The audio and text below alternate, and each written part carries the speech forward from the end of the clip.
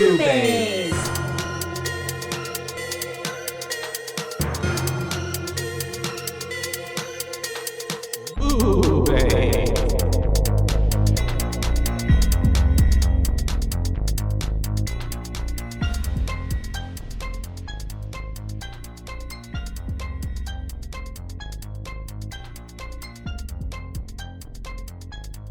And hello.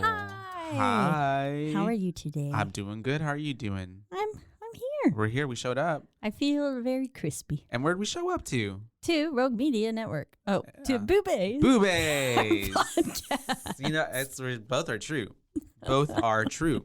We are in the lovely Rogue Media Network studios. We are here to talk about horror movies, you guys, because this is Boobays. And I am Joshua and I am Caitlin. Yes. And we're your hosts. And we're here to talk about all the things we're excited, that right? you would want to. Yes. Because what are we doing? It's summer-timey outside. And like you said, it was very hot when you walked in. Yes. Oh, my God. Extremely hot today. I think actually we have like a power grid warning or something like today. Oh, shit. That one surprised me. Make sure they were like conserve energy because it's so hot. And obviously everybody's running, I guess, their aircon and electricity. But like my AC when I got home was at 86. And I was like, no. That's hot. So I turned that motherfucker down. That's way too hot. I mean, it's been on 86 all day, so I feel like I'm allowed to make it lower now. Yeah. I conserved for 9 hours. I didn't. It was on full blast. It was hot. I literally got home and took a shower after teaching and was like drenched after my shower. I put on my shirt when I got here. I hate that feeling of like when you're like your clothes are wet even like because you've been sweating that much like and it just feels gross. That's how all damp. Nice and damp. Anyways. To begin our lovely horror summer bash, we're who else is damp? Ooh. Jason, because he's been in the bottom of the pond this whole time. And that is our lovely segue into what we're covering today. We are going to be covering Friday the 13th. The OG. The original, not the 2009 remake, I believe is what it is. And what year was this from, Joshua? It's 1980. Okay. 1980. I was like, that's what I wrote down, but I don't trust myself. No, it's okay. It is 1980. It was released 2 weeks before The Shining, actually. Oh. 2 weeks right before The Shining. Wow. And it ended up making more money than The Shining did, just in its opening weekend. Amazing. Yeah. Because, well, no, The Shining was. Well, yeah. So good. But I think also, too, especially with, like, the creation of Friday, like, this whole film, I think it really had a really great marketing system, scheme. I don't know how to marketing plan. I read that they started, like, marketing and putting clips before out. It was made. Yeah, before it even had financing. Yeah, literally. Like, they're like, we don't know if we can make this movie, but we're gonna. The guy who came up with it, he put it like an ad in like some paper or magazine. Yeah, like months before it even was greenlit to go, and called it the scariest film ever made. Yeah. Wow, way to hype yourself up. Yeah, he really only had the idea of the title because he just really loved Friday the 13th, and just kind of made that like. And honestly, that even kind of necessarily doesn't even have too much to do with the movie. It's just that it happens to happen on that day. On a Friday the 13th. And I was talking with Mike before this. I believe it was actually released on a Friday the 13th. That's perfect. Said it was May 9th, I think, 1980. But I didn't do enough research to see if that actually was Friday the 13th. But wouldn't the 13th be a 13th? Oh, my God, yeah. You're so right. I'm a fucking dumbass bitch. What is wrong with me? I'm like over here sitting so confused. I was like, wait a minute. Oh, yeah. I don't know if that math's right. So it was released on May 9th. May 9th? Okay. Well, that's a really missed opportunity. Maybe it was right before a 13th. Like they couldn't get it like directly on. Ooh, so they just wanted, but I want you to be scared on Friday. They really should have just waited. That was a missed opportunity, to be honest. I guess maybe they were like, we got to get a one up on The Shining. And that probably could have been something to do with it. Maybe the next Friday the 13th wasn't until like 3 or 4 months late. Yeah. But honestly, though, May for a horror movie, huh? Yeah, that's kind of an odd choice. But I feel like that happens. The Shining came out 2 weeks later, so hey. Yeah, and a lot of like somewhat good-looking horror films have been coming out not recently around like the Halloween time, yeah. Spook season. I mean, we've been seeing more ads and stuff for them, trailers. But yeah, some of them are coming out like now and came out like 2 months ago and stuff. So that's But we decided to open with this movie because I feel like the cultural significance that this movie plays in its role in like horror film and like a lot of the tropes that we know a good horror film for today, I feel like derived from the culmination of this movie because although too, this movie is basically like a conglomerate of like a whole bunch of other horror movies that like came right before it. It says like the director took a lot of inspiration from Halloween, but I'm going to be honest. I mean, other than the fact that it's like kind of a stocky killer or like something. Like the POV shots. Yeah. Other than that, you didn't get I don't like those really vibes? Get much Halloween vibes. And then the fact that they're like both hardcore slashers and stuff with some pretty intense death. I got more Psycho vibes with like especially with Miss Voorhees and her at the end because it's like mommy and like you know but and see that's where like and then some of those overlapping scenes and a lot of that was like them borrowing from because the guy who came up with the concept blatantly told the like director, the screenplay guy, like Halloween made a whole lot of money last year. And we want to capitalize on that and make just as much money because he had been coming from his company where he had been making like movies that weren't making any money at all. Yeah. And so he wanted to try to capitalize on that. I see that Victor Miller is who's that? So the screenwriter Victor Miller originally came up with something, a different name in mind. And so in the spring of 1979, he was calling the film Long Night at Camp Blood. And so now I understand where the Camp Blood came in because I was like, that's literally the dumbest fucking name I've ever heard. Really? Like y'all couldn't think of anything else. Camp Horror. Camp Blood. Yeah. Well, and we'll come to that in a minute. What's up? Speaking of the camp used for filming is still operational. Really? So Camp Crystal Lake is actually Camp Nobi Bosco. Nobi Bosco. Where is it at? That's a great question. It's not that I saw, but it's a fully operational camp. I did see one of like the truck that drove Miss I forget her name. One of the girls, Annie. There you go. It said NJ on it, so I'm assuming they were New Jersey. Yeah, I don't know if that's where. Because I was a little curious about where this all took place. Nobi Bosco. Oh well, it had a nice little link. It's literally called NO-BE-BO-SCO. That sounds like Nobi Bosco. Okay, I see. Since 1927. That's a long time. That is. I'm sure some people have died there. Oh, there had to have been some. Oh wait, that sounded really bad. I'm sorry. I don't hope so, but like it just would be really fitting if it did. I hope so many people have died. Literally. It's in New Jersey, Hardwick, New Jersey. Hey, okay, there cool. You go. Context clues, very important. You guys, be observant. So let's go ahead and jump in. I feel like this movie starts off with, I love the opening shot of like the moon. And already from the get-go, I mean, you can tell this was filmed in 1980 because like it's got that grainy vibe to it, like the quality of the film and like the sound. I guess we should let y'all know I watched it on Paramount Plus. That is also where I watched it. It's free on there as well. But I do know that it's available for like rent for like $2 on Amazon. Yeah, Prime. Because we looked there first, and then we tried looking in a few other places. I'll always try to find like, where's the free one? Yeah. I'm like, and let's go to every single streaming app and look it up and see, because sometimes even if you Google it, it'll be like it's here, and then when you go to look for it, it's not there. Yeah. And there was somewhere else that like Andrew had looked it up. He was trying to get it ready, and he was like, "If fucking said it was free, what the hell?" And then.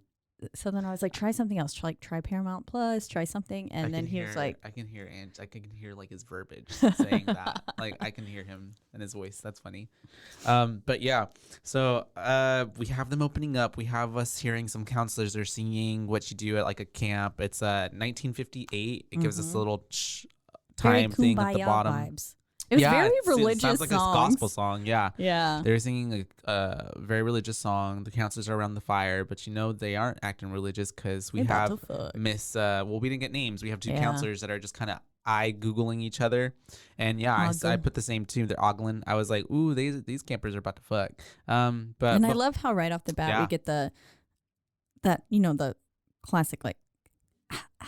Oh yeah. It's already starting, and so you get the sound that Caitlin just made, and it's throughout the entire movie. Yeah. And it's essentially like basically like what the like noises from Texas Chainsaw Massacre would be, or like the piano for what's it called, The Halloween, Exorcist, or Halloween, yeah. They're both, singing of the bells, something of the bells. Yeah, that's right. They were like super similar songs. And so yeah, it's I really like it because it kind of adds a little like extra layer throughout the whole movie, and I like the whole. It feels campy. Yeah, it does, doesn't it? Yeah, it feels like, which is fitting. Sounds that you would hear like outside, like. Speaking of some of those sounds, like those animal sounds, some of those birds sounded like they were screaming. Oh yeah, there was some really unique. It all gave me like bird that sounds, nostalgic, familiar feeling of like even here, like sometimes when you go outside Texas heat and you just hear like the cicadas, like outside, and that's what we got a lot through this movie. It very much gave you like. You're at camp. We're at camp. Camp Blood. Camp Blood. And so we have them all singing. Obviously, these two were fucking each other. So they get up, they go away. She passes her guitar to someone, and they sneak off. And it's kind of like, oh, we know what this is happening. They're gonna go try to find somewhere to canoodle and kiss and whatever. And she asked him like, oh, is this how Mary Ann kisses? And he's like, oh, I wouldn't know that. Like basically trying to tell her he has only eyes for her. I'm like, he lying. He at camp. That's the whole point of these summer camps. New woman each week. Literally. And so we have them basically then this whole time we had that POV, happening, someone walking. We can kind of like keeping eyes on everything and everybody. And then we find them at the top of a barn. And it's the most awkward way to. They were like, let's sit down on this wooden and then floor. Let's just kind of halfway lay down. And it's like, yo, if you're coming here to do that, just like you're gonna get a splinter. Get to it. Yeah. They laid down that thin blanket, but still, what else? I don't trust wood. You're gonna scooch off. It at some point. I hope so, because otherwise it's very vanilla. Yeah. And so then we have.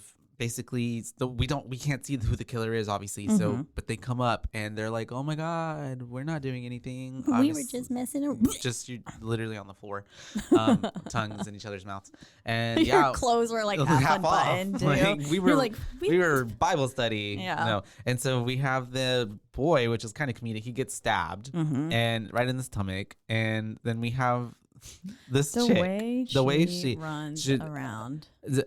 I don't understand what her thought process was. She was like, "Yeah, give me over here. Give me over here." Basically, you guys, she's moving from side to side, and she's like in front of things. Yeah. Not really. You can't get away. The first place she goes is literally like in. But yeah, and then when we get to the killer, so it made it hard. Like when the killer is revealed, it kind of made like a lot of these deaths seem like, how did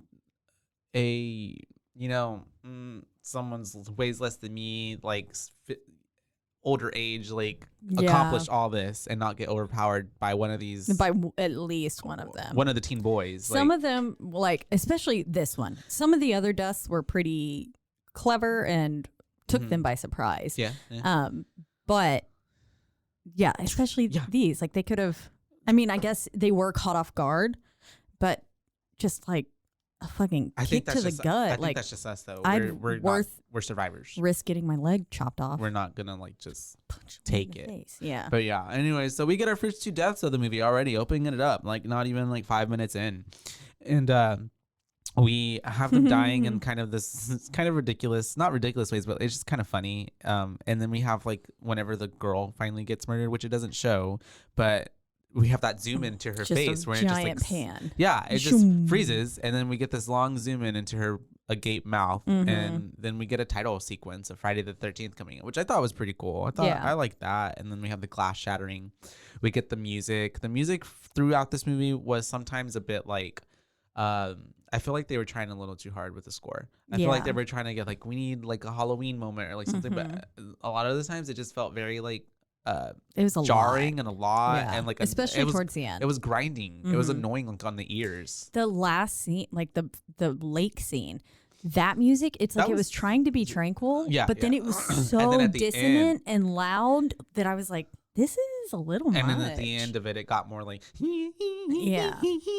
like it almost gave me like Jaws. A lot of the times, this gave me Jaws vibes.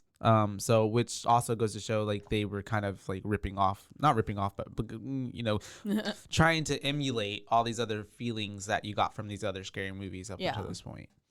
But they were like, let's take what everyone else did right, literally, and try and make it our throw it own. on, and put a nice little title to it. And so, yeah, basically after all of that, we have present day, and we have Annie, and she's looking a little bit like a vagrant. Yeah, she got her little hobo. Looked like she's hiking like I did when I was hiking across Europe. She got her whole bag. She's trying to, I guess, get to Camp Crystal Lake. That's going to be the scene for the whole part of the movie. And I love how she goes and asks the dog for directions. That doggy was having none of her shit. Literally none of it. He was like, I don't speak English. And she didn't even have a treat. Like, you don't ask a dog for something without a treat. He was like, you pet me, no food? Have you seen the TikTok of the dog that shakes your hand for $1? No. It is so cute. I don't know how like I bet that dog labor laws work, but I think it's like not here. It's like in Mexico or somewhere. This dude has a little dog. He's set up. He has a little sign and his little sunglasses, and you go put $1 in the bucket, and he'll like lift his paw and give you a handshake. But he only does it for the handshake. He knows not to like. If you don't put $1 in there, you don't get a handshake. You don't even get acknowledged. Who are you? You're not here. Literally. No dollar, no existence. And so that's what I'm gonna start living by. For real, she's looking for this place. She ends up eventually finding a cafe in town, downtown apparently. So they're downtown. And as soon as she's like, "Hey, does anybody know how to get to Camp Crystal Lake?" Everybody's like looking at her. They turn down the music. She's like, "It's about some miles from here, wouldn't you say?" And then they're all like, "You're trying to go to Camp Blood? That place is cursed." Literally. And why the fuck you wouldn't turn around right after that? Yeah. But who knows? And they made it a point to like still be all up in her Kool-Aid. But I feel like that's also like the small town vibes, you know. That's very like they all know who's who and what's going on, and they're not used to change. And this is difference. Like we talked about in the cabin in the woods, kind of like the red herring, or not red herring, but the person who's the prophet of doom. There you go. Basically. That's a good way to say it. Prophet of doom. Yeah, like we had in Texas Chainsaw Massacre. Yeah. Kind of, well, at least. Which I believe came out before this, right? Yep. Yeah. 70s. Yeah. And then now, like, that's like how it becomes. This kind of cemented that idea in the horror movie, like trope universe of like these things have to be in line or happen. Like there has to be a virgin. There has to be two kids that have sex. There has to be So all always, those things kind of. I feel like if anything, Cabin in the Woods took a lot from this. Oh yeah, there was also another. I feel like they're kind of like the reincarnation of what Friday the 13th was trying to be, basically, and not necessarily be like, I feel like Cabin in the Woods was definitely more like camp, and it knew what it was trying to do, like be the joke of it. Meta. Whereas Friday was like trying to do it, but not be meta and not this is a serious horror film. Let us in on it. Yeah. But yeah, we have all that happening. Finally, I guess I would be so mad at that freaking diner lady who's just like, "Oh, aren't you heading up that way?" And the way he was like, well, damn it, Skip. All right, let's go. Guess you're right. Yeah. Guess I am. I'd be like, no, don't be putting that on me. I'm sure not. For real. What's his name? Enos? I think so. Enos. The way that, when they get outside and he's like, Enos. Is it Enos or Ennis? It's Anus. Anus honest. It's one of the three. But yeah, he was kind of weird. But when they got out and he was like, "Are all the girls at camp gonna be as pretty as you?" And I was like, "Shut the fuck up, creep! Like, come on." And then that's whenever he touches her butt getting in the car too. Oh, he did? Well, yeah, like he's just helping her up, but he got a full hand. Yeah. We have at that point. That's when they run into the Prophet of Doom, Mr. Ralph, and he starts spewing out, there's a death curse. You will never come back. You'll never come back. You're there's going a death to Camp curse. Crystal Lake or Camp Blood, aren't you? You'll never come back. And yeah, basically the dude who always sounds crazy, he hasn't had a shower and looks like he smells a little bit, probably has some alcohol. Yeah. Or he could just be a really nice, respectful guy and nobody even gives him a time of day. No, they did say he was like a fool. He drank a lot. Yeah. And he always ended up in like a jail for a week. So I think he had some issues. Also, don't trust people who ride bikes with perfect posture. Motherfucker rode off like, he did. Yeah. I hate that. I hate it. Oh, even later when he's like leaving the camp, when he goes to, Harbinger Doom, Harbinger of Doom or something like that. Yeah. It's got the Harbinger. I think that they called him in that. That is. Excuse me, you guys. Coffee. And so later on when he's getting away and he's going into like the woods, like the way he's riding the bike, I was fully expecting him to like hit a rock and like plop over. And so we get a ride to Camp Crystal Lake, but on this ride, he's basically telling her and warning her that she shouldn't go because of all these things that happened. Basically, we had the people dying in 58, the 2 kids that were murdered, but the year before that, we had a boy drowning, which is a foreshadowing in 57. And we have a bunch of fires. We have in 62, they tried to open back up the camp, but the water was bad, whatever that means. Yeah, no, I was like how did was she it the poison lake water, the water? or was it like just the water lines themselves were all cut or something? I don't know. I was like, what if they release some flesh-eating amoebas? I don't know. She possibly could have to keep kids out of the water. Yeah. And so we have, I feel like all that information should be disclosed, right? Like you're going to a camp and where active murders are happening. I feel like obviously Steve, the owner, I'm sure was like, this is also 1980. I believe it's set in that time. It's set in that time period too, obviously. Yeah, 78. So like, I feel like there's not,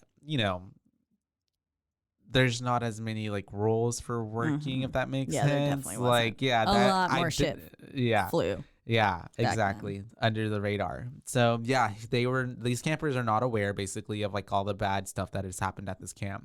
And then right after we get his little also message of doom and putting doom to her, we get a whole other shot of banjo music. I was like, where did this come from? But dear God, the banjo. We have. I mean, I think that's what they were like listening to. Yeah, in the car. But we have this group of kids, 3 of them. We have Jack, Marcia, and Marcia.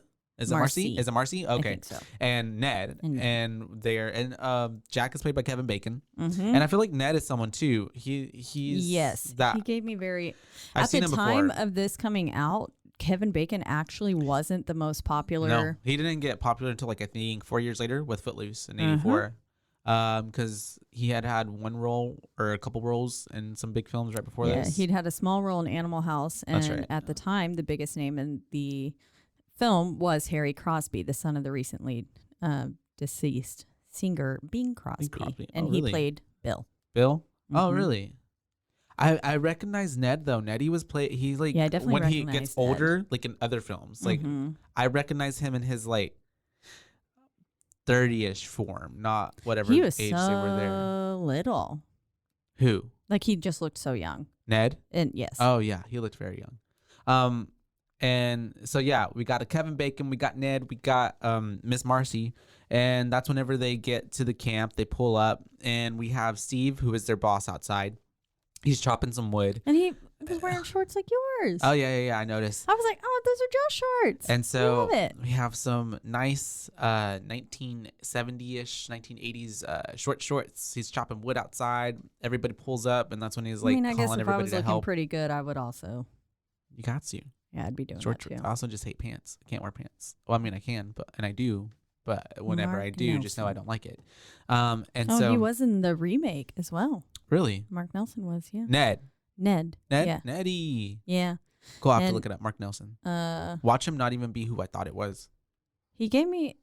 He's actually not in a lot. then I got him confused with someone else, and I don't know. He's got one of those faces. He kind of reminds me of what's that one where he skips school?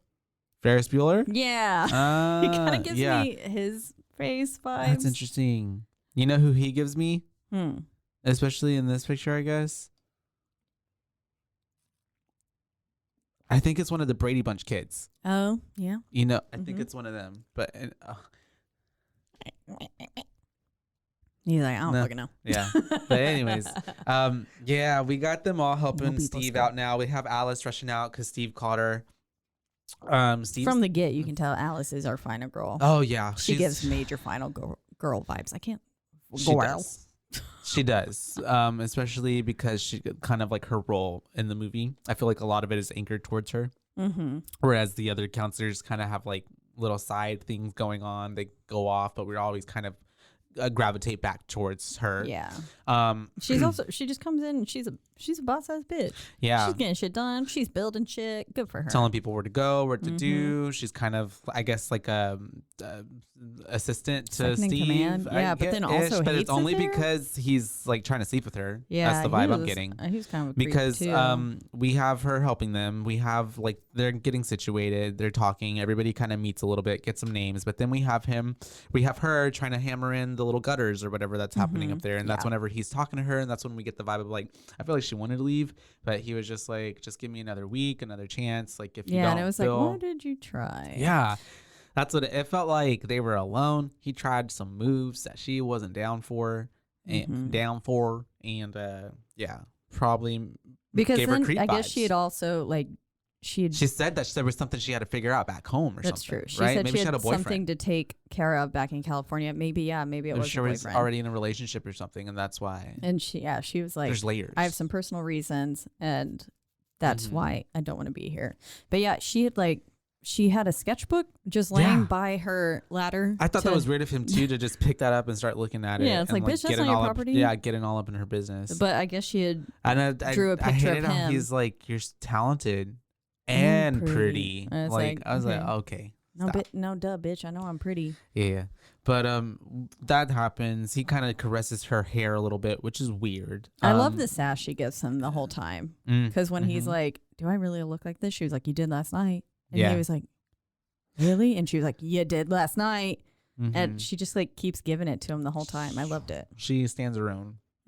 And but yeah, when he caresses her face. Yeah. And then right after that, she goes to go find Bill or something like that to go tell him something. He needs something. He needs to do something. And that's whenever we get kind of like an not interaction, but we there's a lot of times in this movie, and I don't know if it's necessarily because someone is watching them. I'm assuming someone is watching them, that we get shots where it's like we're behind a tree looking at what's happening, or behind a bush, or behind this. And I don't know if that was just like for us, am I supposed to think every single time that someone watching them, or just their style of how they wanted us to see this frame? Yeah, because especially in this scene, and then one later, right before Bill's death, there are moments where it's just like so close and there's clearly no hiding spot. Yeah. And so it's even like, when she walked by her earlier. Yeah, and that scene, I was like, how did you miss someone just standing right there? Because the like POV is like, she would have seen her from any like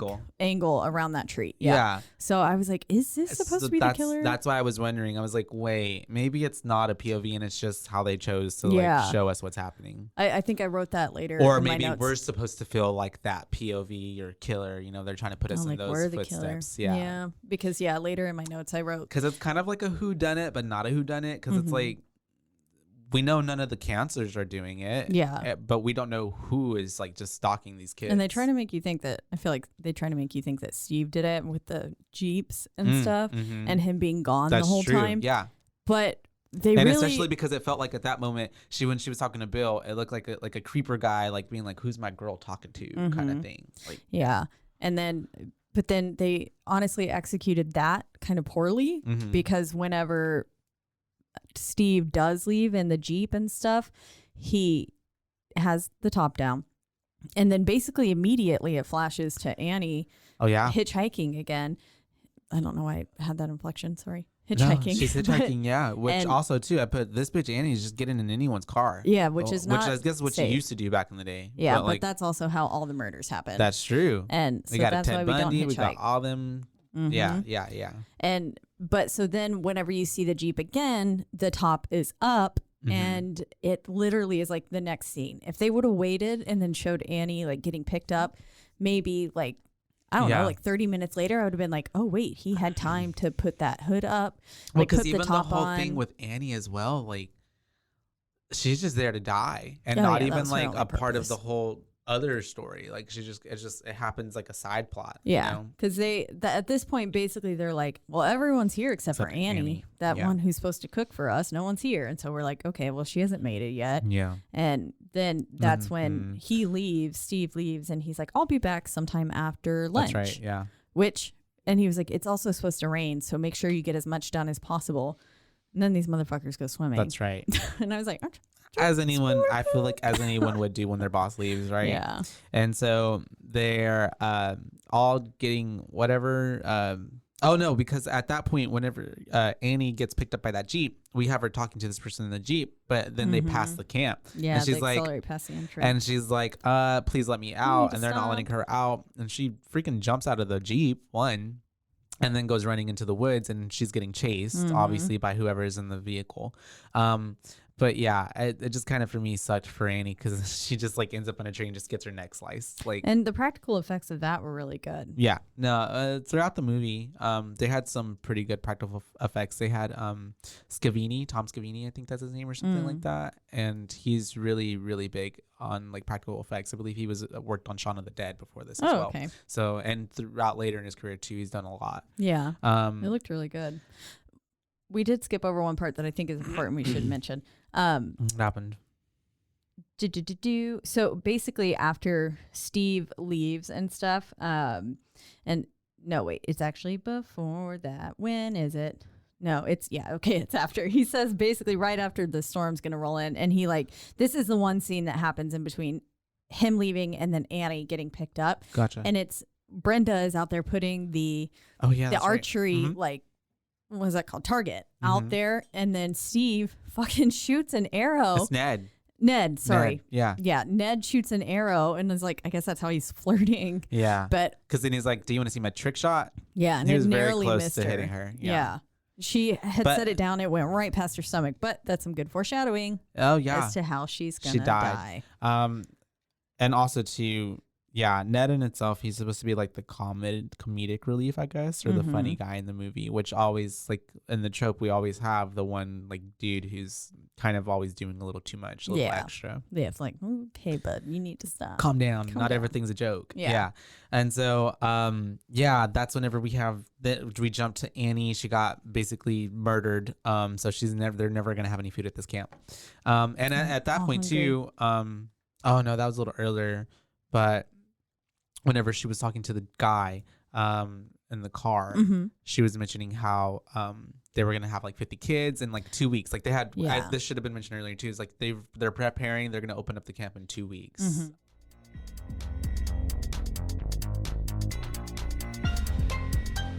And now a word from our sponsors.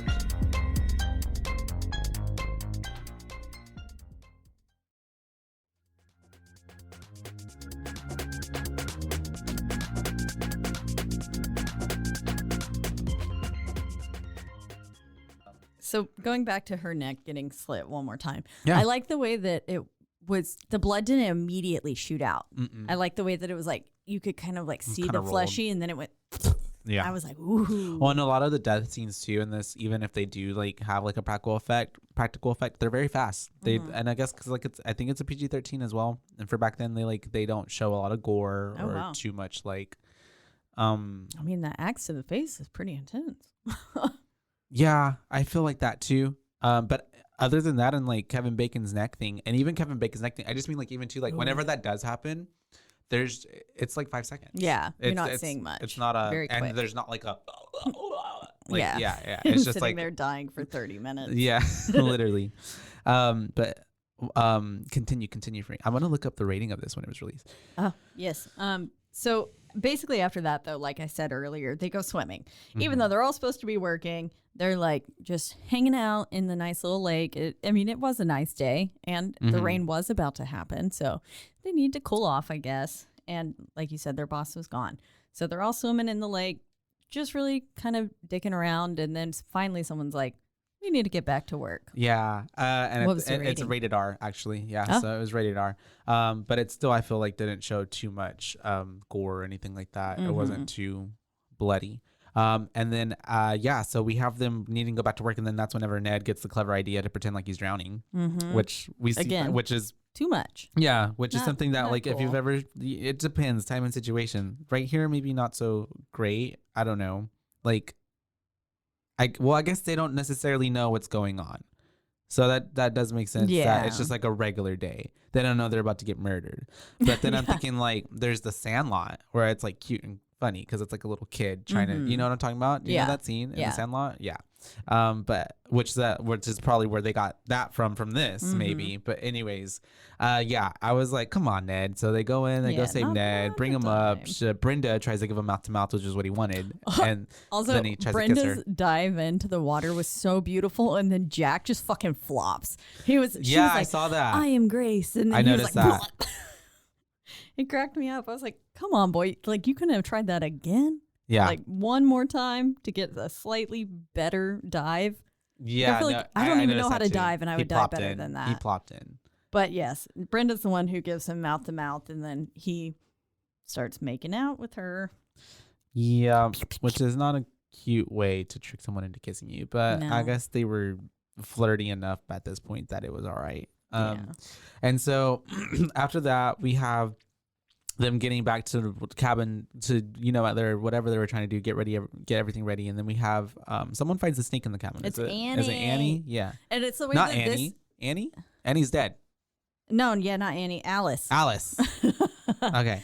But the blonde, our final girl. Yes. And it's the way I was screaming more because of the snake than I was like anything else. And they kind of the way they all react though too, and they're all jumping all over the place trying to get the snake. That's a lot. I was like, why are y'all doing this? But there's some actually tragic like backstory to this. Oh. Yeah. So it's a real snake. Oh, and it did look real. It was very real, and I was thinking like, "There's no way this is a real snake." And I just looked it up today, on some fun facts, whatever. Well, it's not really that fun. They got a dude who like handles snakes. It's like a pet snake, I guess, but like for like stage acting and stuff. Yeah. And they didn't tell him, and they didn't even tell him, and they killed it. They didn't even tell him what was gonna happen. Otherwise, he wouldn't have let him use the snake. Yeah, and they ended up killing the real snake. Yeah, R.I.P. snake. But also ill snake. Yeah. I was like, oh, poor snake. Yeah. Because it looked really real. No, yeah. I was like, that's exactly what they didn't just hack it once. They hacked it like 2 or 3 times. Yeah. So they also how do you call a snake? And she was like, call it. Yeah. It's like the way they're all just like, well, if y'all would just give some space, it would come out. It's obviously afraid of y'all. But yeah, they destroyed the room. They did for no reason. For just the little snake not under the bed.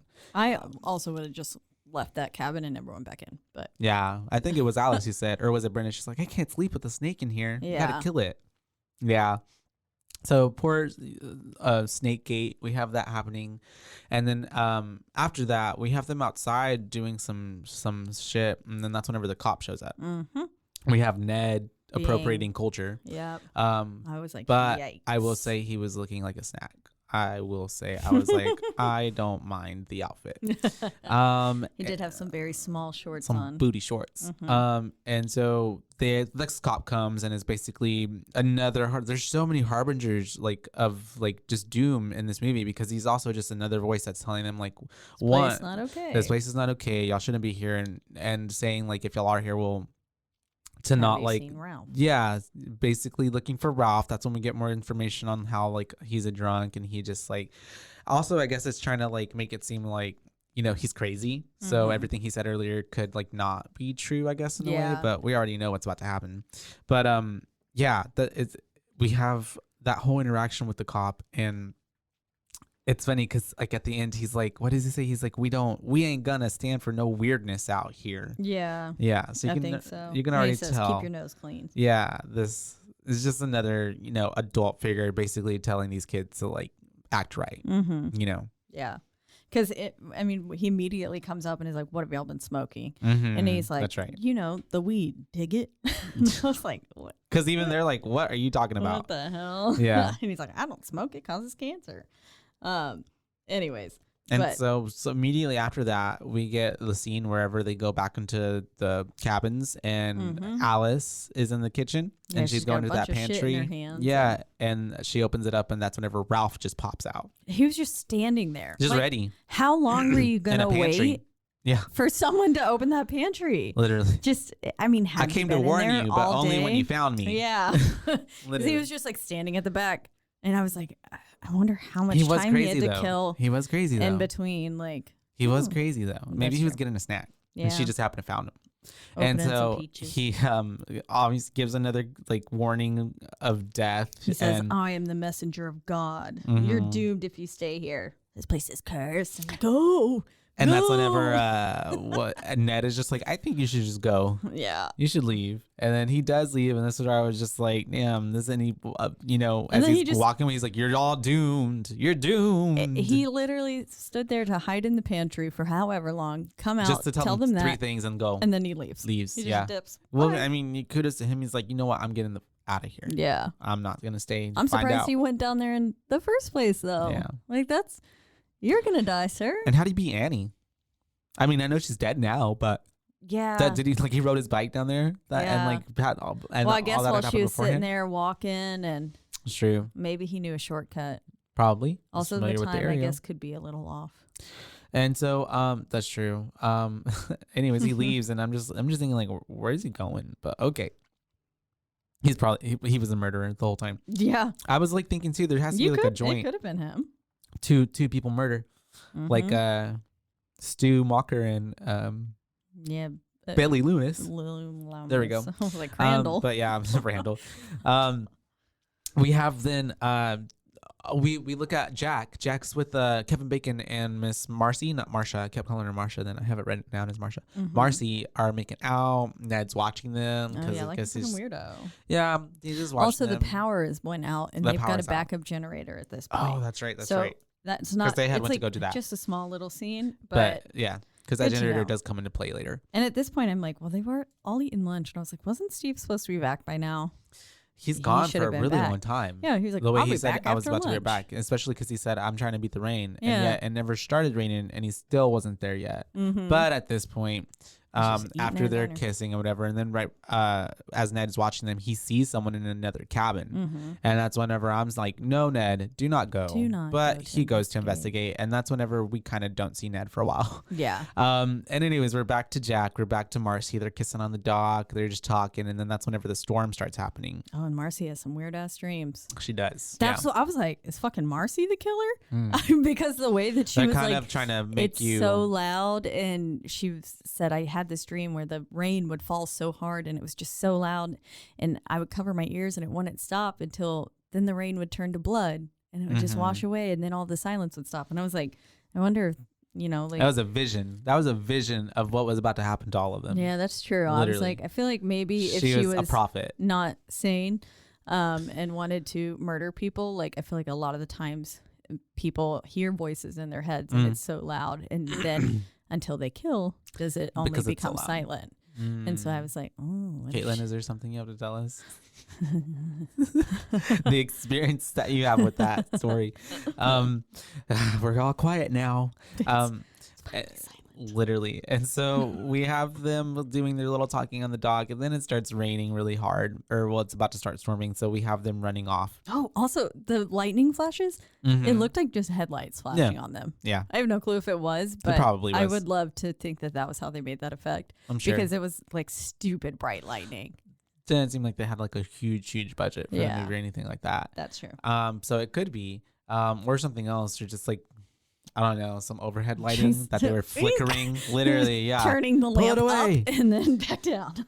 And so then we have, after this, I guess, the girls, did they already go? Yeah, right. They go into the room already. Yeah, that's right. We have her getting in her little panties. She gets on the bed. He takes off his shirt.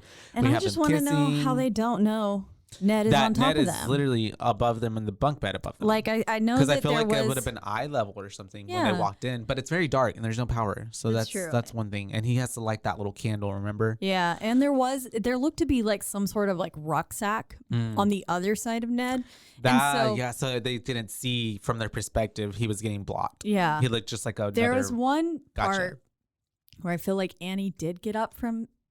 No, why do I keep fucking bringing back Annie? Alice. You mean Alice? No, Marcy. When I feel like she got up kind of on that side, and I was like, girl, how do you not notice that? Also, there was blood on the fucking pillow. Yeah. There was blood on her pillow, like while they were fucking. There was blood on the pillow to the right of her head. Yeah. But I did whenever they're. I guess it's a gross camp pillow. They're right in the middle of doing the do, and that's whenever you get a flash of light and you see Ned's body just like bloodied and corpsed up on top of them because he was just murdered. That was pretty sad. It was. I was also pretty sad that we didn't get Ned's death like on screen. He just happened to get killed off screen. There were a few deaths that happened that way. Yeah, more than a few, I'd say. Kind of most of the deaths. Yeah, you just kind of see them wander off, and then it's like they're dead. Whoop. Yeah. Bye. And so I keep also for a while here in these notes. It's like, where's Ned? What happened to Ned? Where the fuck is Ned? Why is nobody asking where's Ned at? Because at one point someone's like, oh, we're Jack and whatever, and we're like, oh, I'm sure they're dry wherever they're at right now, but nobody's asking about back to the others. And I was like, they only mentioned Jack and Marcy. I was like, poor Ned. Literally. But at this point, the moment he went in that cabin, I was like, and Ned's dead. Bye. Because we're going in between what's happening with Jack and Marcy and the rest of the counselors, and they're playing strip Monopoly. That's right. Remember? Which is so odd. But wait, so because of Jack's death, the killer had to have been under the bed the whole time. The whole time they were doing it. She was just under the bed the whole time. Yeah.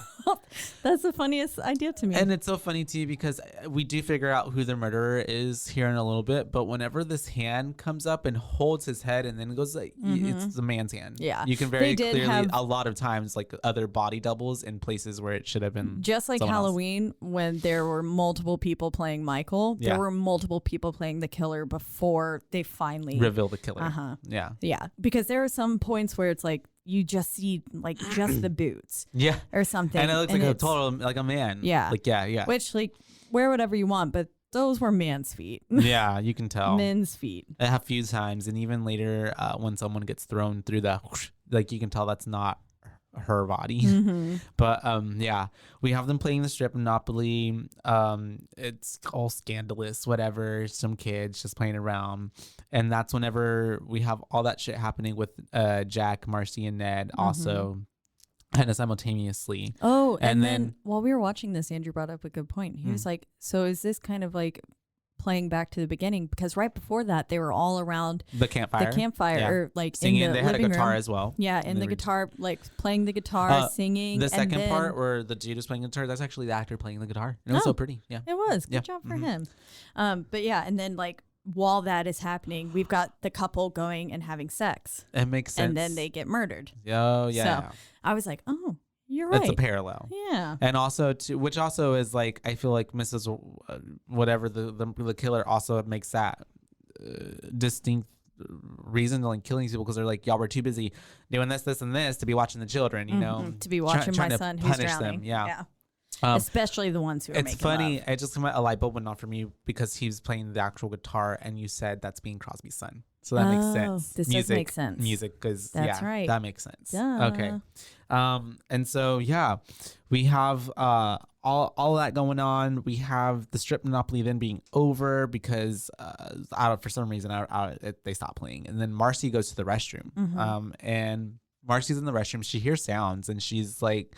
And then she was struggling, like turn on water. She hears sounds. She's looking around. She thinks it's, someone trying to play a prank on her.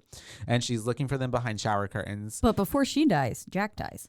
Oh, that's right. Yeah. He does. That's right. Yeah. So while she's over there, like using the restroom and stuff like that, the killer then has this really cool death where they are behind or beneath the bed, and then just stabs them from the other side through the neck with this like scalpel almost looking thing. Yeah, like, arrow. It looks like, I don't know. Oh, it probably was an arrow. You're right. They're at camp. It was an arrow because the end of it looks like an arrow. Yeah. Like the tip. But then it's got like a hollowed out point though too. So I guess maybe a real fancy. It looks like to me, like what people use to I forget what it's called. I think it's scalloping or scalping. It's like what people do for pottery when they're like. Oh yeah, to like when they're like sculpting things and stuff.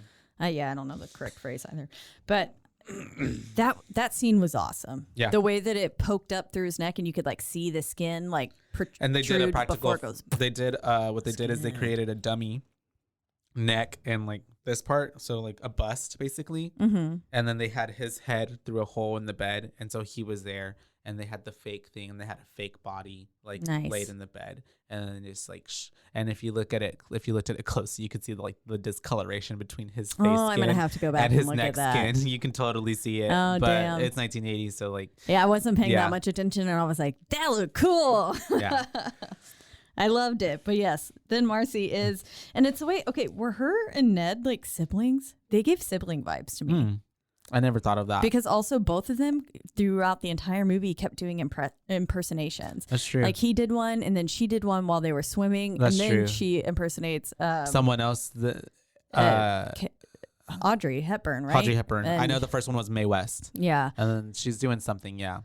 Yes. I don't know who. But the way I felt like it was such an interesting way to look, most people look in the mirror and they're like, I hate myself. I'm so ugly. And then the way she did it was with an impression that was like, much more plain than, I don't know, remember what she said. I don't know. I couldn't tell you. I wouldn't know. It was such a funny way. But I can see she's where kind of funny. They I like her. can be like the common thread of that. Mm-hmm. Yeah. But then also he was like, are there going to be any more beautiful girls other than you? And it's like, oh, okay, that would be creepy.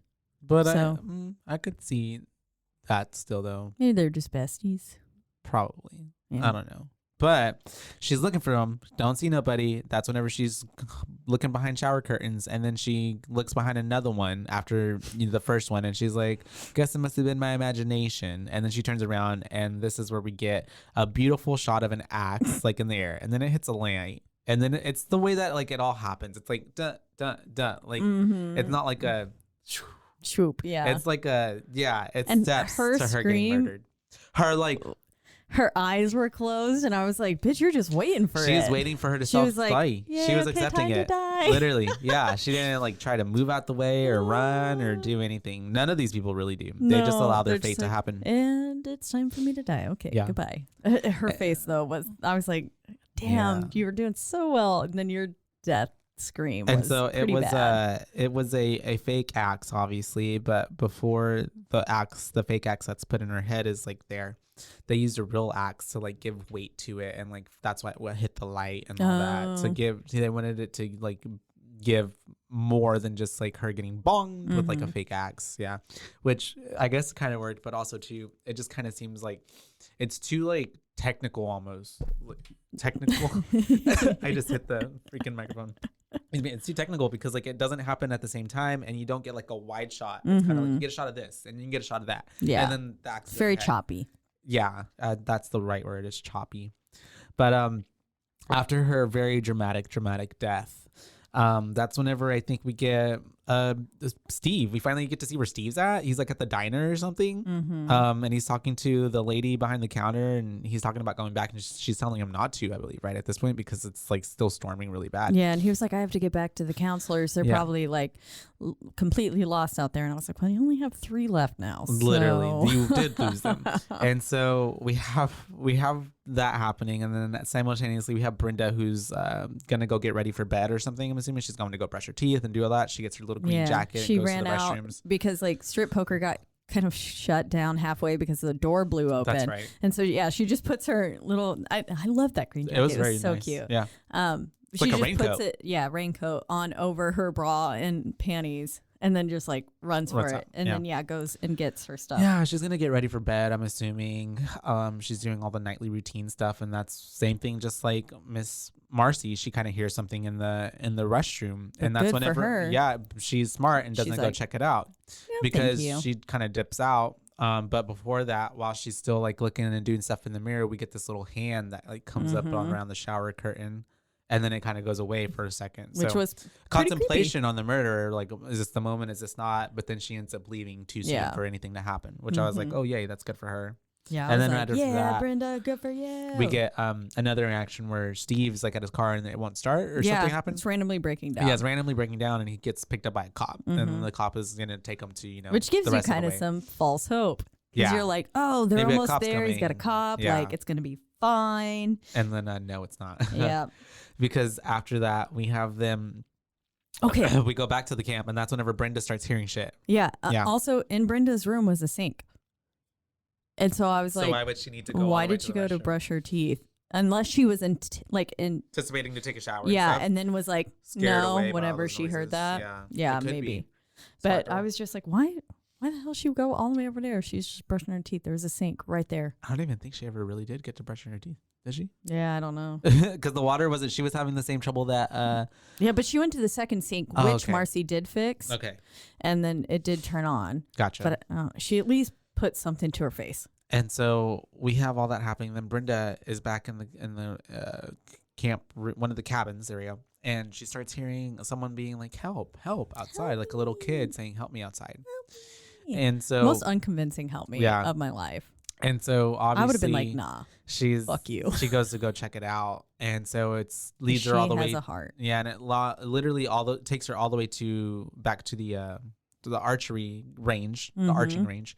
And she's out there, and it's basically just a wide shot of her like saying, is anybody out there? And like in the rain, basically. Yeah, I mean, it was coming down so hard that her hair was like getting in her face. She couldn't see that. I mean, it was a wonder she could see anything. Yeah. Where she was walking. Because we have all the lights turned on her, and that's whenever she's like, at this point, I feel like everybody keeps thinking someone's playing a joke on them. She's like, okay, guys, like this is, this is enough. And that's whenever we get like just a scream off camera. Yep. Right after that. And it flashes to Alice. We're left to assume that she's dead, which we find out later. And yeah, it flashes to Alice and Bill, right? Or just Alice. No, she's making the coffee, isn't she? Well, Bill came in and Alice was like, I heard a scream. And then she was like, and then all the lights at the archery range were turned on, and he looks out the window. He can't see anything. And he's like, I don't see anything. And then he was like, I'm going to go check on it. And then Alice says, can I go with you? That's I was like, good for you. Good for fucking you for not splitting up there. And they go and they look around, check on it. They go to they go to one of the cabins. There's a little axe tucked into the bed. Yeah, it's literally. I think it's the cabin. Wasn't it the cabin that they were doing it in, where Ned was? Probably. I just think all the bodies were moved. Yeah. Yeah. But yeah, they go in there, they see the little bloodied axe, and I think that's when Alice is like, what in the heck is going on here? And Bill is still just like, I don't know. And then they didn't bring the fucking axe with them. No, they didn't. They should have kept it. At least like something seems fishy. That's when we realize that the phones aren't working, as well the line's down. Then they go check the truck. The truck isn't working because obviously someone cut some lines. Fuel lines were cut. Yeah. So Alice is like, let's hike out of here. Literally. And he's like, it's 10 miles. Yeah. And she's like, I don't fucking care. Let's get out. Alice knows like, something is wrong. And Bill is still just like, all right, we're going to figure this out. And then meanwhile, we're going to laugh about it tomorrow. Later in the morning. Yeah. And then gives her like a little on the cheek, which I thought was weird. I was like, that's not your girl. But I feel like they had more chemistry than Steve did. I felt like Alice actually liked him. Maybe. I don't know. She gave me that. But I thought Bill was with the other girl. Bill was with Brenda was with Ned. Brenda was with Ned. Alice had Steve, quote unquote. Marcy was with, I thought you're right. I could have sworn I saw him with some other chick at one point. But it was just him. Him and Alice were the first two there. Yeah. Yeah, at the beginning. And so then after all of that, then it flashes back to the cop and Steve. And the cop is basically explaining, he's like, it's Friday the 13th. And a full moon. Roll credits. And then, and a full moon. And he was like, basically, everyone just goes crazy at this point. And it always brings out the weirdos. We have the highest number of blah, blah, blah homicides. Yeah. Wink, wink. And all these other things. It's foreshadowing of like what's happening right now, basically. You've got a fuck ton of homicides on your hands, sir. And so we then get a call from 911 to the dispatchers to the cop, and the cop has to leave. He has to go take care of something else, so he drops off Mr. Steve at a certain point. I'm sure he's like right at the entrance to the camp, pretty close, because it doesn't take but not too long. Quite all the way in. We do see him running in, and he comes to our little opening sign where it says Camp Crystal Lake to the entrance, and that's whenever he sees a light flash on, a flashlight, and he's like, oh my God. And so he's like, who's that? And then he sees them. And that's this point, you can tell they recognize each other, because he's like, oh, hey, what are you doing out here? And then he gets stabbed immediately. And the sound was like, it actually made both Andrew and I jump a bit. Oh, really? Yeah. I was like, whoa, okay. I always thought it's so funny that it's like, he's just like, what are you doing here? Oh, yeah. And then it cuts away. Like, it's so reminded fast. me very much of the first death, the first stabbing, like mid-sentence and stuff. He was wearing yellow as well. I was like, Steve is dead fast. Yes, he was. I was like, oh, man. He literally came back just to die. Just to die. And so we have the power is then out, right? Like it was already been kind of out, but like then like it's like out. Like at this point, not even the backup generator is working, right? Because it goes out, because then it goes like pitch black. Yeah, and that's whenever Bill says, I'm gonna go fix it. And that's whenever Alice is like, I want to go with you, but he's like, no, you just stay here and go to sleep. Get some rest. Blah blah blah. She did look really tired. She did. And so then we have Alice waking up. We get, we obviously get to see Bill like having this interaction going and like trying to get the generator fixed, and the whole time we're thinking like, yep, he's about to die. He's about to die. And this is where I put the note, like, is the camera work supposed to be from the eyes of the killer or not? Because I was like, either some of these motherfuckers have zero spatial awareness, or because he's literally right there. Yeah, it like zooms in, like it's like the camera almost hits his face at one point. Yeah, and I was like, how you know? I don't know. I think that's just how they chose to film it. But then he obviously did die in that room or around he died. there. Yeah. We don't get to see it, but Not he yet. is dead because then we get Alice waking up. Bill! And she's like freaked out. Yeah. And we can assume it's probably been like 15, 20 minutes. She probably knocked out and then was like, oh shit. Had one of those where you're falling kind of dreams, but I have those with all the time. Bill dying, I suppose, instead. And so she wakes up. She's going to go looking for Bill. She ends up going to where the generator is. And it's the way that she opens the door and then closes the door. And then Bill is total Halloween style. Where he's just pinned up on the door with some arrows. And she's freaking out. Obviously, he's pretty messed up. Yeah, but how fun! Yeah, it was fun. I like that part. She freaks out, obviously, as anyone would, and that's when we get a whole her running out of there. She then goes to another cabin room, and that's whenever she's by the kitchen, or it's in the kitchen, isn't it? Because I remember she's by a fridge, and that's whenever we get what's her face getting thrown. Because she's like trying to tie up the entrance and stuff. And that's right. In the most like inefficient way possible. She kept trying to build stuff up, and it was just like she's making a path of everything mess. just kept falling down, and I was like, "Girl, I think you got it with the string tied that to was the it enough, yeah, tied to the roof thing." Yeah, even then I'm just like, she's only making more of a hazard for herself than she is. Yeah, I was like she's possibly tying up the only exit to get out. Because I was like, I didn't know you're tying that shit up, but there's like windows, and she closes one set of curtains, but not the others. And then she does go exploring. She's freaking out. Yeah, she's freaking out. And I was like, okay, I guess I don't know what I would do in that situation either. But I was just like, what if the killer's already inside, girl? Like, come on. The call is coming from inside the house. Yep. And so we have her. Then she goes to the kitchen. Going to the kitchen. She's kind of still, we just have her freaking out. It's funny because even the whole time she was putting all the chairs up and tying things, she keeps making these like, noises, and I'm just like, oh, okay, like this is a lot. Anyways, and so right before the window scene happens, she's like sitting there and she kind of slumps back against the fridge and she's like, what am I gonna do? Literally, and then a body flies right through the window. It's funny. It ends up being Brenda, so we now know Brenda's officially dead because she gets thrown through the window right in front of her, and it's the way that Alice is just like mortified, just like looking at her the whole time and can't take her eyes off her and is just screaming. You know? And nowhere at any point, and Alice doesn't even like, I mean, I'm sure she probably looked at it, but Alice doesn't even like try to help or check alive? Pulse or like anything. There were a few moments where it looked like Brenda was still alive. I thought she was moving. There was multiple times where I was like, or it's just bad acting. Brenda's still alive. I'm just playing a dead person. Probably. She's still breathing. But like literally, I was like, wait, she's not even gonna check on her. Yeah. Like she just like leaves her. This bitch dead. Literally. And so she gets out of there, and I think that's right after that she starts seeing the flashlight. She sees headlights. The headlights. That's what it is. And she's like, headlights. She's like, Steve, oh my God, Steve. And I'm like, oh, that's not Steve. And then this is where Mrs. Voorhees walks out. Mrs. Voorhees comes out of the same Jeep that picked up Miss Annie. So already, like, okay, we know where this is going. Yep. We have her coming out, and already from the get-go, you can tell something ain't right with Miss Voorhees. Yeah, she's a little off. She got the crazy eyes. And it's the way she's like telling Alice, she's like, I can't help you if you don't tell me what's going on. Stop crying. Stop whatever. She just wanted to hear what she had done back to her probably. Yeah. And she says like, I'm an old friend of Christie's. I've worked out here. Yeah. I know. The Christie. Sorry.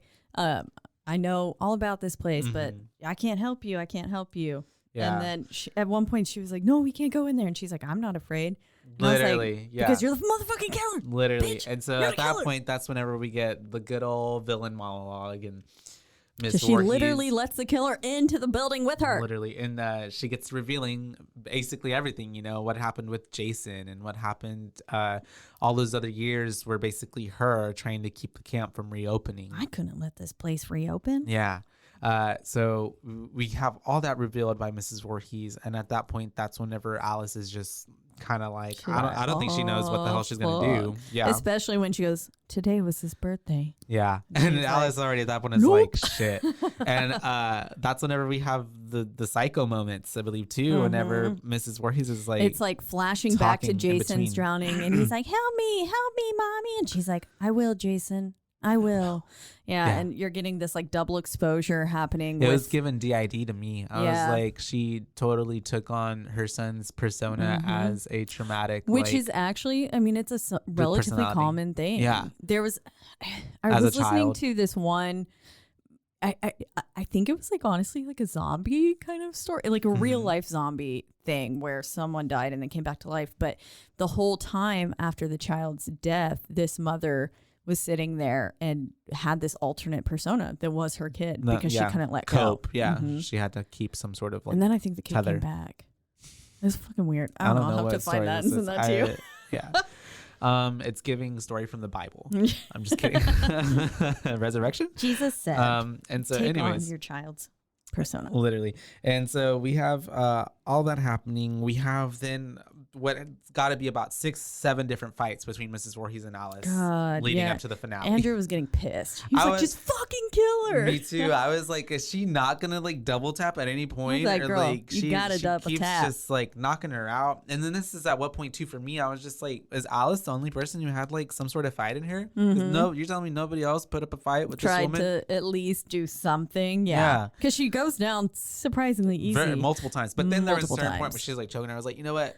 This bitch is strong. He's got some strength. She got some strength in there. She's been working up for this all year. She's one of those moms that gets that adrenaline, lifts a car. Oh yeah, she's power walking. She's been like training. She looks like it with that cable net. And so, we have quite a few different interactions between her and Alice, where they're fighting. There's a time when Alice hits her in the pantry with a pan, like a big old pan. And she's been running around. Before that, there was one before that. There's like 3 or 4. She fights her, then she runs outside. She tries to get to the Jeep. She finds Annie's body.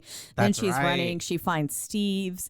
And then I just put, that, you know what? And that gave, I feel like I'm yelling, sorry. That gave Halloween vibes, especially when he came out and he swung down. Because all the bodies are like lined up for her to run into. Ms. Voorhees putting in the work, just like Michael did. Yeah. And then this is where it gets very, like, this is where you really see that she has taken on this alter ego. Yeah. And this gave me that very Norman Bates vibe, like talking to. When you finally just lose it. She snapped. At this point, it was all gone. And that part was pretty good. Yeah. I liked it. Oh, I like it too. I like the part where she was like kind of losing her mind. Like I felt like it just makes the most sense with the character as well. Yeah. It had me cracking up a a little bit at some points, but I liked it. There were some points where I was like, that was a little comical, but there were some other parts where I was like, that was well executed. Yeah. That was, I mean, if I was in that situation, I'd be like, no, I think the fuck not. Yeah. Like, that's scary. She was pissed off. Yeah. She still could not get over the death of her son, which actually, 57 and it's now 80. It's been so many years. Like 20 plus years. Yeah. 20 years. It's crazy. It's pretty wild. And then, so Alice has found a room and she's got a gun and she's about to break this gun, trying to open up the cabinet to get the bullets. Was literally the way she was banging that thing against the channel. I was like, that's not going to work. Useful. That's not going to happen. Yeah. You're not going to get it open that way. And then finally we have Mrs. Voorhees coming in anyways and then just like snatches the gun from her.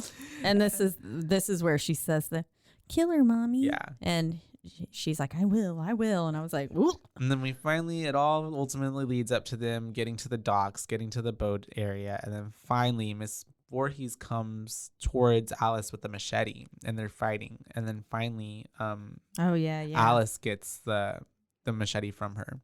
Yeah. And they're all this doing time. a little fighting.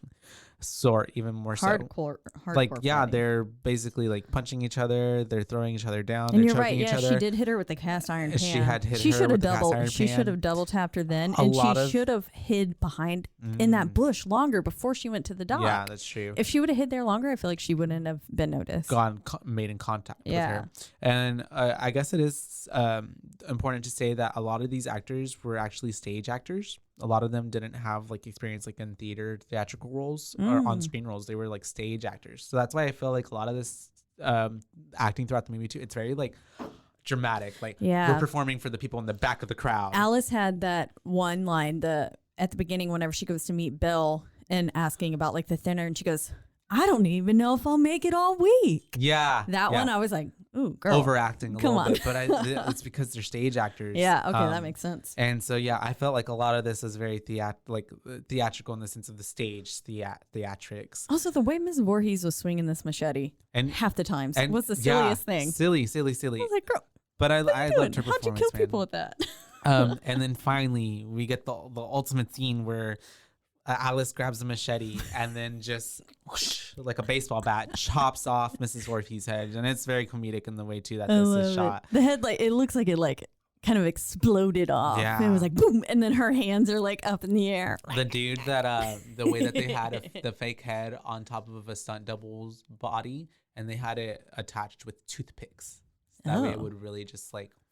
On a stunt double's body? Yeah. Where was well, like on some prosthetics. Like it's like he had like a something on top of his head. Okay. Yeah. I was like, not just like in his skin. Yeah. I was imagining with pins and needles. I was imagining him just like leaning his head like and just holding it like this. Yeah. Or like, cheese. It's just like balancing on his like shoulders. Yeah. Or his like pecs, you know? The power of practical effects, man. A toothpick. It can keep your chimichanga together and your flautas together when you're frying them, and also hold on a fake head. Yum. And so we have, her head flies off. We got blood and bone, and then she just falls to the floor, basically. And then we have Miss Alice then finally making her way to the boat, and she gets in one of these little canoes and starts, getting herself to the, which also at that point, I don't understand why she would get in the boat and get to a middle of a lake. When you just killed the killer. Yeah, you just killed the killer. You should be safe. I mean, I guess she doesn't know if there's a second one out there. So she doesn't know. So I guess that would be the safest spot. And that's whenever we get, like you said, it's now daytime by this point. We have the music, cops rolling up. Music playing of, it's more cinematic, or I don't know what the word is from the rest of the movie. The rest of the movie was like very like jarring, scary music, and this is supposed to be peaceful, tranquil, giving you like this is the happy end of the movie. And then she's in the lake. We have her then noticing that the coppers are coming because she hears the sirens, and as soon as she kind of like props up and looks over there at them, we have a very muddy and wet Jason Voorhees hopping young, like a kid version, jumping out of the water and grabbing her and pulling her into the water out of the boat.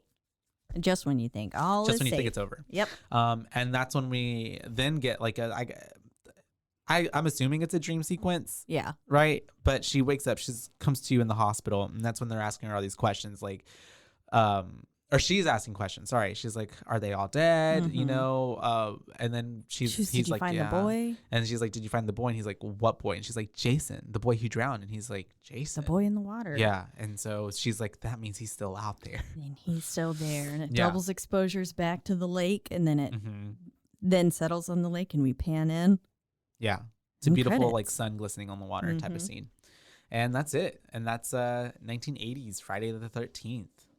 Fun. Yeah, it was good. I hadn't seen it in a really long time. Like I was telling Mike, I forgot school, that the like hockey mask thing wasn't even a part of this. He doesn't even come in, I think, until the third one. Yeah, which is like what everyone thinks about when they think of Jason and Friday the 13th, and it's like literally wasn't even a thing until the third one. Which is so like crazy to me to think about, because like when it comes to like horror movies, like Jason is so synonymous with like horror, you know what I mean? And he's one of the big, like one of the greats. He didn't even enter his own franchise until like the third movie, until the third film. Yeah. And it's so wild. This horror franchise too, Friday the 13th, they literally had 8 movies come out in the 10 years of the decade of 1980 to 90. They had 8 movies come out. That's too many. Yeah, it really is. But they had one, they did 80, 81, 82, 83, 84, I believe, went to 85 and then went to like 88, 89, and then You'd think Wes Craven was in on this. For real. Got himself a franchise. It's cash grab. But yeah, I don't know what I'm gonna rate this. Me neither. To be honest. I don't know. I asked Andrew, he goes 1.5. Yeah, I watched it with Robert. He didn't care for it either. He thought it was funny. He was like, "Is this a comedy?" Yeah. I was like, "No." There was one point where Andrew like kind of started tapping his foot, and I was like, "You good?" He's like, "They just make me anxious," and I was like, "Yeah, this is just people making dumb choices." But that's what you wanted. It did get much better towards the end. Yeah, not as like that opening scene.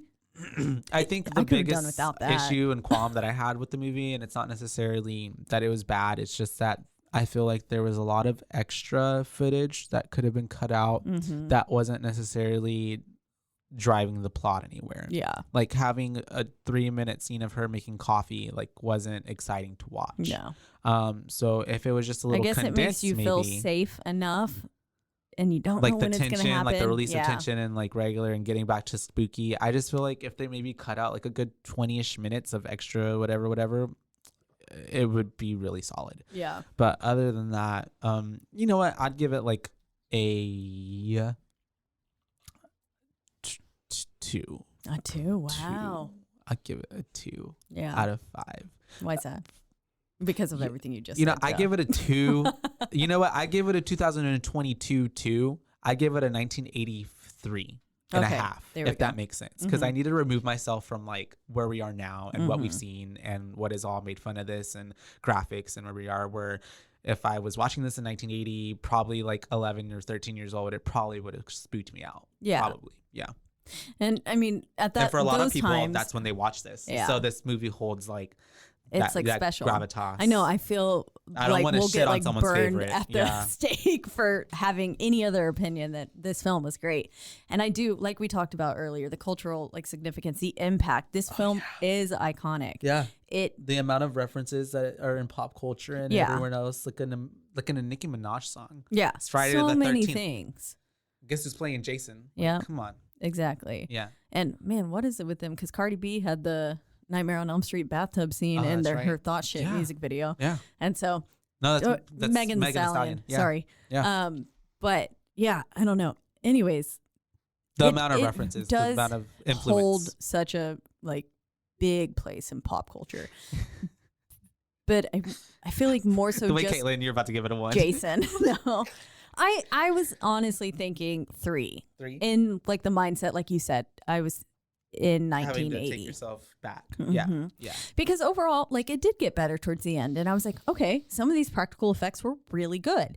There were a bunch of scenes where I was just laughing. But yeah, I'm me not mad now. At it. No. I'm not then. If I would have seen it when it came out, I probably would have been like, this was good. And I loved the twist because everyone going in, and people forget. And like, that's why in Scream, what was it, 4, the one with what's her face? Jill, her cousin, Emma Roberts. Yes. Yeah. And then they're like, the girl, the cheerleader from Heroes. Oh, that's the question that got her killed. Oh, fuck. What's her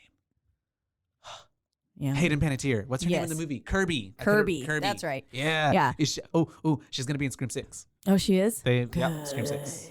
Yep. I was really kind of sad that she didn't come back into 5. Well, yeah, Nev Campbell's not coming back for 6 or 7, which I mean, I guess. I'm torn because it's like I get it, like her story's kind of like what more can you do with that story? Yeah. But I feel like it's not a Scream movie without Nev Campbell in some sort of way. But you know, we're gonna let it. Dewey's dead now. We're gonna let it figure out. I know. So the next movie, Monica. What's her real name? Oh God, Monica. She's gonna be the center, supposedly, of the newer movie. Okay. It's gonna be Gail Weathers centered, which I'm not mad at. Yeah, I like a good. I would watch the Gail Weathers show. But yes, that was the question that she got wrong. Okay, yeah. Because they were like, "Who was the killer in Friday the 13th, the original?" And she was like, "Well, that's Jason. Even at the beginning of the original Scream with Casey. Yeah. Remember, she does that. She does. I think that's what you're thinking of. Oh, maybe because it's with Drew Barrymore. Remember, she's on the phone. Yeah. He's like, She's like, that's a trick question. That's true. Yeah, I feel like. But Kirby also had. Or she got something wrong. Had that whole thing happen. She had to think a little too long, and technically answered correctly, but she still ended up losing. Yeah, because she got stabbed. But not dead. So is it a 3? Yeah, I'll give it a 3, but like you said, I'll give it a 2.5 from today. No, yeah, I'll just give it a 3. A 3 because I'll give it a 3 as well. I did enjoy it. Yeah. I fell asleep the first time I was watching it, but I think I was liked just learning also very about it. tired. I like learning about what went into it. Yeah, reading on the facts and stuff. That was super fun. And I think that's always the fun part of these movies is like getting to know like what actually went into the production. Because especially with this one too, like you have to be so much more creative. Back then. And especially now itself. being the staple that it is, everything that went into it. And also, like you just said, yeah, you do have to be more creative because everything now is like we've seen it all. It's derivative of something or someone's thought of it. So back then, and these people were all get more money. They don't Yeah. have to recycle their leaves like they did in Halloween. That's true. Picking up all the little fall foliage. It's true. It's true.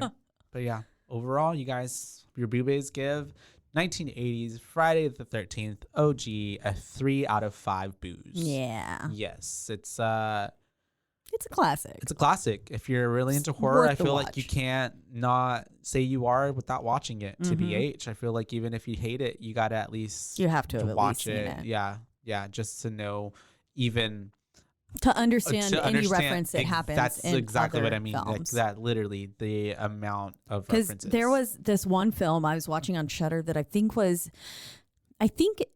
it might have actually been a series with one of the ones where, it was a horror anthology kind of one. And there was a bunch of different little like shorts. Yeah. And one of them was like, could have been like cut for cut.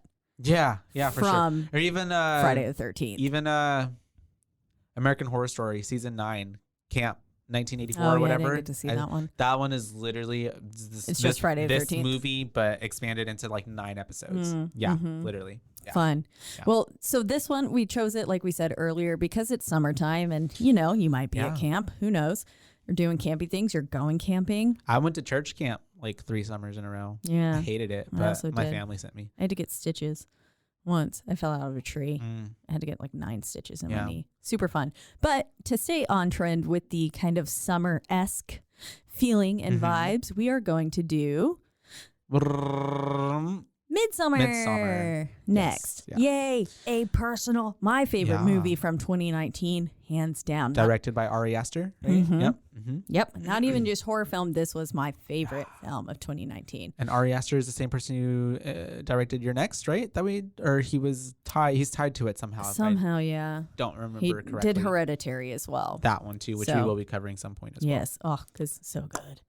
But the little but so if you have seen this film, I feel like this is one of those ones, kind of like Get Out was, where even if you don't really necessarily like horror, you maybe have seen this film and it probably fucked you up too.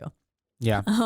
But so if you want to talk to us about that, you can please do so whenever. Yeah, please do so. Please reach out to us on our social media, which is only one platform at this moment. It's on Instagram, and that is at Boobaes Podcast, BOOBAES, because we're your Boobaes, not your Boobabes. And you can let us know what you thought about Friday the 13th. Yeah. Or any of the franchise. Or please send us some recommendations if you have a summer movie, horror movie that you feel we should cover. Because we've got like a list that we can choose from, but neither of us have like a real good, like, this is my favorite summer horror film, because not a lot of them take place during in the summer. Yeah. It's kind of a specific niche. But yeah, we're so excited to be doing this, and we are in, once again, the lovely, like we mentioned earlier, Rogue Media Network Studios. They always the new take studios. Great care of us. Yeah, it looks really great. And we also implore you to check us out on all of your favorite streaming platforms, wherever that may be. One of the 2 major ones being either Apple Podcast or Spotify. And wherever you do listen, please don't forget to rate, review, and subscribe. And like it. That's right. Share it. It's the only way we can get ahead in life. Tell your friends. Tell everyone. Tell your family members. Make go this to the a cemetery. Perform seances. Bring people ghosts. back to life to listen to this. That would have been a good cue in for like Evanescence to like make a little. Bring me to life. Wake me up. Wake me up inside. There you go. But anyway, I was not about to hit those notes right now. Yeah. Is that all today? That is. That's it. That guys. is. All right. I gotta go eat. Bye. Yeah. Bye, bays.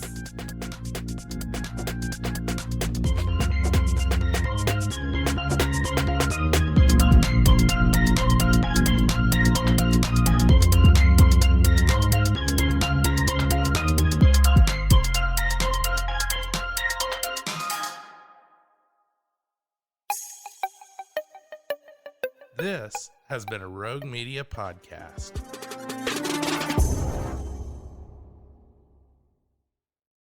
Experiences are what people love the most about travel. That's why they love Viator. They have over 300,000 bookable experiences and something for everyone. Plus, their travel experiences have millions of real traveler reviews, so you have the information you need to book the best activities for your trip. Download the Viator app now and use code Viator10 for 10% off your first booking in the app. One app, over 300,000 travel experiences you'll remember. Do more with Viator.